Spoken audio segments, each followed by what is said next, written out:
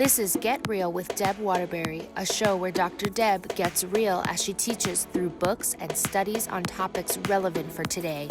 And now, here is your host, Dr. Deb Waterbury. Hello there. Welcome to our next episode of Get Real with Deb Waterbury. We are on week 3 of our third series in this Painted Window series. We're doing the third book called White Zephyr, and we are in week 3. This time, we're going to be doing something on our tongues. So if you hate James chapter 3, you might want to turn this off now because we're going to talk about, for this week and next week, this destructive little muscle in our mouths. Because it's quite obvious as we get into this third part of White Zephyr, which, by the way, you can get this book and all of them at debwaterbury.com. As we get into this third part, we can sort of recognize, as I've said before, we're in the third book, the characters, Elizabeth and her friends, are trying to get to the place of sharing with Comdenshire, which is falling apart. And this is the kingdom of King Reginald, who is Jesus, that he's coming back. They're trying to remind them of that. Well, in the meantime, as we have here on earth, Satan and his demonic forces are always trying to undermine our knowledge and our assurance that Jesus will return. Well, the same thing's happening in White Zephyr and in all 3 books. Humphrey and the people that he has around him, he does represent Satan and the demonic forces. And so Humphrey is trying to bring Comdenshire down. And it only takes a moment and remember, Comdenshire represents the kingdom of God here on earth. Christianity, the church, represents the family of God. So it's interesting, and I say it's interesting, I wrote it, but I still find it interesting, that Humphrey is trying to bring Comdenshire down by gossip. He's doing it by having them talk about each other, spreading rumors. It's all about this. It's an interesting thing when you think about the enemy will always use that against the church. It'll always be what we say. We can do so much damage within the body of believers simply because of what we say, sometimes because of what we don't say. But you'll notice in White Zephyr, if you've read part 3 and part 4 as well, both parts kind of do this, which is why I want to talk about James chapter 3 both of these weeks. It really is the destructiveness of the tongue, and that's what Humphrey is using. I read one time in the Reader's Digest, this really great quote says, "As you go through life, you're going to have many opportunities to keep your mouth shut. Take advantage of all of them." I think that's so perfect because I'm heading now down towards 60, and it's taken me at least this many years to recognize the wisdom of many of the wisdom proverbs that talks about how smart you look if your mouth is closed. We don't realize that, it seems like, until we get old enough to go, I just need to keep this closed because when this is closed, I don't look nearly as dumb. But I can appear to be a little bit smarter if I'm not saying anything. That in and of itself ought to tell us how destructive and powerful this little tongue is. Likewise, Leonard Ravenhill said, "A rolling stone might not gather any moss, but a rolling story gathers something fresh every time we say it." You remember that game, the telephone game, whenever you say something in your ear and the next person says something and it goes down the line? It is never the same when it gets to the last person. That's exactly the same as when we talk about each other. Talk about what's happening and talk to another person instead of the thing that we need to be talking to. That story changes, and the destructive power of what we say becomes like destructive and will just rip things apart. The problem is just exactly what Solomon said in Proverbs chapter 10, verse 19, "When words are many, transgression is not lacking, but whoever restrains his lips is prudent." He also said in Ecclesiastes chapter 10, verse 14, "A fool multiplies his words." Basically, a dumb person talks a lot. That's kind of what he's saying. Now, I'm not saying to those of you who talk a bunch, because I talk a lot too, that you're dumb. But the more you talk, take it from personal experience, the more apt you are to say something wrong.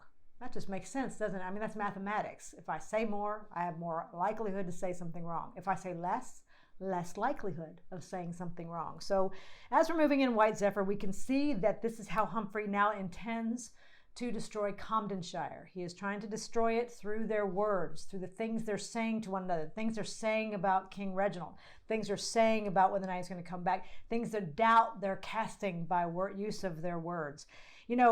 Most of what we do and don't do is rolled up into what we say and what we don't say. That's absolutely true. And Paul agreed wholeheartedly with this. He said that we have to recognize that we are a new creation. That's what he talks about in Ephesians, that we're putting off that old self, putting on the new self.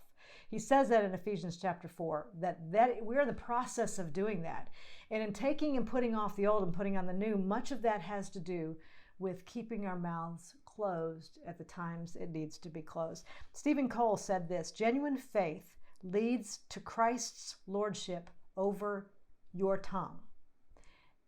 I used to couldn't stand reading James chapter 3 because it was so convicting. And it is still so convicting because this is an area where I struggle. It's an area, quite frankly, if you're all honest with yourselves, we all struggle. We all struggle with the moment, that opportune moment when it's just so juicy, you got to say it, and then we do. And then the destruction that can come from that, and yet the wisdom that can come from just keeping our mouths closed. And we as believers should be joining David, who prayed this in Psalm 141:3. Set a guard, O Lord, over my mouth. Keep watch over the door to my lips. And again, like I said, this is an uncomfortable topic, and we are going to be in the book of James. So if you want to flip over to James, we're going to be in James chapter 3, and it is an uncomfortable topic. It's hard to talk about this and to not feel the condemnation of how we misuse this tongue all the time. But it is important that we're aware of what its potential for evil is, and how just this one thing literally sets the course for our entire lives sometimes on what we say and what we don't say, either for good or for bad. So James, he's not pointing out this problem because he kind of enjoyed telling readers how awful they were. He's not like, James is not writing to, because basically if you read first verse of James, he's writing this letter to all the Christians. Like, he's not writing, Paul always wrote to like a city or a certain church. James, the book of James, is written to every Christian. He literally sends this letter out and says, to all the Christians in the dispersion. So he's saying, all of you who are scattered around. So he's not trying to offend every soul by telling them how terrible they are. That's not what he's doing. But he wants us to realize how seriously we must address this issue, how important the issue of the tongue. He wants to talk about how the tongue being so evil can separate us from God. So I'll look at the first couple of verses, and he's saying right now in chapter 3, verses 1-2, he says, not many of you should become teachers, my brothers, for you know that we who teach will be judged with greater strictness. For we all stumble in many ways. And if anyone does not stumble in what he says, he's a perfect man, also able to bridle his whole body. Now, the first thing James is telling us is not all should be teachers. It's not that James is saying teaching is some exclusivity that only certain people should do. It's not what he's saying here. James was actually addressing a particular problem that happened in the church, and quite frankly, it still happens in the church today. Basically, the rabbi, which was the teacher in the Jewish church, held the highest esteem. Like, everybody looked up to the rabbi, who was the teacher. So you put that together with the general culture where the church services were now fairly open to anyone who wanted to talk, which is exactly how they were then. Everybody wanted to be the rabbi. Everybody wanted everybody to be looking at them. So it wasn't, church services back during that time period were not what we see today, where the preacher preaches, we're all quiet, we're taking notes, we're listening. It wasn't that way at all. The rabbi is teaching, and then anybody in the congregation who wanted to speak was allowed to stand up and speak from the Torah or speak from the word. That's how we have Jesus speaking so often in the temple. He would go in, he'd pick up the scroll and read from it. You didn't have to be the rabbi. You could be considered a rabbi, someone who just teaches, and everybody wanted to be the rabbi. So everybody was teaching, everybody was talking, everybody was giving their own opinion. And James was basically saying, yeah, you don't need to do that. Basically, and I just want to rephrase this in the way I think James is talking right now. Basically, he's saying this: hey, most of y'all don't have any business teaching. There'll be an eternal accounting, as in God will look at you and say, why did you say those things? An eternal accounting for the words you presume to teach. Only those called by God should say a word, and even then, you got to be really careful that you're hearing God correctly. I take that so seriously when I step behind the pulpit, when I'm in here doing my counseling sessions, no matter what I'm doing, I am so cognizant of the fact that when I'm uttering a teaching sentence, I am now speaking on behalf of the Lord. Do you understand that? That whenever you are taking on the presumption that you're going to teach someone from the Word of God, you are speaking for God. That's a big deal. So even if you are a teacher, take it seriously. And that's all that James is saying. Hey, you guys, you're doing this because you want people to look at you. That ain't no reason to teach, because God's going to ask you, hey, you were talking for me. You were speaking for me. I never said that. How are you saying that? And you'll be held to a higher accounting. So James is really just, again, setting the stage for your mouth. Be careful. John Stevenson put it this way, which I think is really true, and it also kind of scares me to death. He said, the reason you should take care before taking up the mantle of a teacher is because teachers incur a higher responsibility. James has already warned that judgment will be merciless to one who has shown no mercy. Jesus said it this way, for in the way you judge, you will be judged, and by your standard of measure, it will be measured to you. A teacher is one who judges. He points to a certain type of activity and he says that is right or that is wrong. By teaching others of such a judgment, he guarantees that he shall be judged by that same judgment. That's serious, and we are all held to account for the way we speak. The next thing he talks about, though, in verse 2 is that everybody's going to stumble. Everybody does. James reminds us in verse 2 that we all sin, we all stumble, but he makes a shocking statement following this, which one basically says that we all sin, but if we can stop sinning in our speech, if we can stop sinning in the way we speak, then we'll be mature. He literally boils it down to that. If you can just control this, spiritual maturity is yours. He says those who are spiritually mature have learned to control their tongues. That's where we get the whole idea of the control of that and why it's so important. And it's huge. The tongue is kind of the gateway for our sin. And if we can shut the gate, we can shut the sin, you know? It doesn't mean you're not going to sin in your head. But I'll tell you what, if you can stop this, most of your sin will stop. And that's all James is saying right there. He goes on in verses 3-5. He talks about an inward and an outward passion. And kind of talks about the bits in the mouths of horses and the rudder of a ship. So verse 3 says, if we put bits into the mouths of horses so that they obey us, we guide their whole bodies as well. So if you've ever been around horses, you've ridden horses, I did when I was growing up, you know a horse is a couple thousand pounds of power. I mean, they're big animals. And if you're not used to a horse, they can be intimidating, especially big ones when you're right next to them, because they're big and they're just big thousands of pounds of muscle. These are big, muscly animals.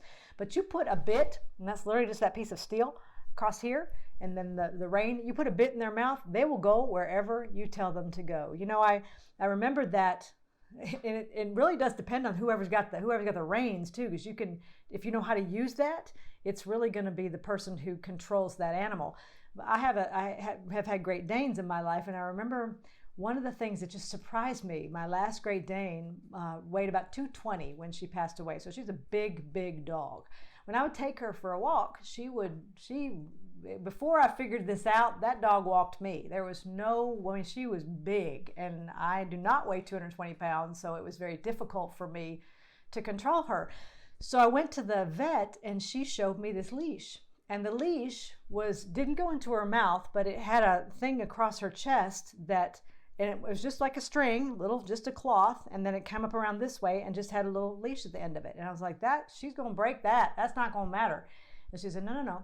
It puts pressure in exactly the right place where you just literally have to barely tug, and she will go whatever direction you tell her, and I'll be dadgum if that didn't happen. I mean, I was able to get that 220-pound dog to do whatever I wanted her to do. Didn't hurt her. It was just enough pressure in the right place. It's the same principle. If you can control a 220-pound dog or a 2,000-pound horse with a simple little piece of a bit or a little string, then we also have to understand if we can control this little tongue, we can control my whole body. That's really the point he's making here.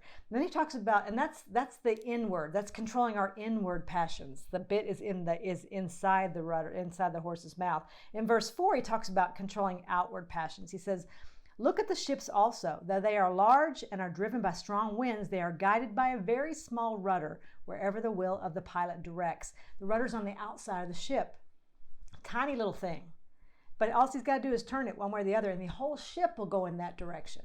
If I can control the things that are happening, the things I want, then that come in and then will come out of my mouth, then I can control my body that way. I control my inward and my outward passions. And then James goes on in verse 5 to talk about that the tongue boasts great things. In verse 5, so also the tongue is a small member, yet it boasts of great things. He's basically just kind of bringing the comparison home. This is a small little thing, but if I can control it, both from my inward passions and my outward passions, I will control my whole body. I'll control my whole nature. And yet we can't do that. Psalms 13:3 says, whoever guards his mouth preserves his life. He who opens wide his lips comes to ruin. And always remember that our very best example of this was from our Savior, as Peter described in 1 Peter chapter 2, verses 22 to 23.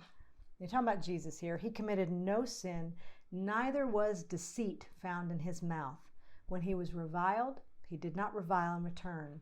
When he suffered, he did not threaten, but continued entrusting himself to him who judges justly. Jesus was our perfect example here. Jesus never said anything that would have been cutting, and he had every reason to be. I mean, goodness gracious, if any person living had a right, or a reason, I should say, to lash out verbally at people, it was Jesus, and yet he didn't. No matter how mean people were, he never was mean back. No matter what they said, he didn't say anything bad back. He instead, what it says, he trusted the situation to God. And so let me leave that this week with this. We'll finish up next week on the tongue, but let me leave it with this. When you and I speak what we consider justice, and that really is the problem, isn't it? It's that I feel like I have a right to let you know that you're wrong. I feel like I have a right to stick up for myself because you've just made me feel bad, or you've just done something to me, or you've just not done something. And this boiling up, and you know what I'm talking about, because I know y'all do the same thing, this boiling desire to speak my truth. And we love that phrase in the world. Speak your truth, speak your truth. Well, my truth often has to do with letting you know how wrong you are, or letting you know how right I am.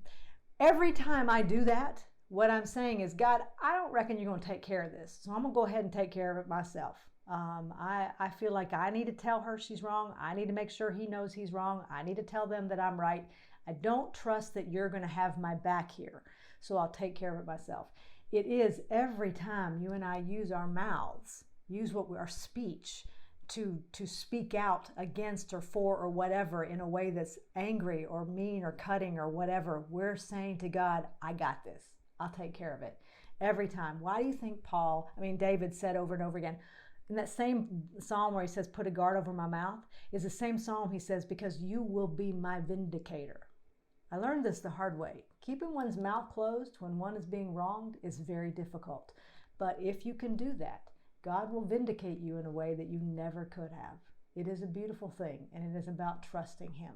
So join me next time. We're going to finish this talking about the power of the tongue, but also how we can control it. God bless you. I'll see you next time.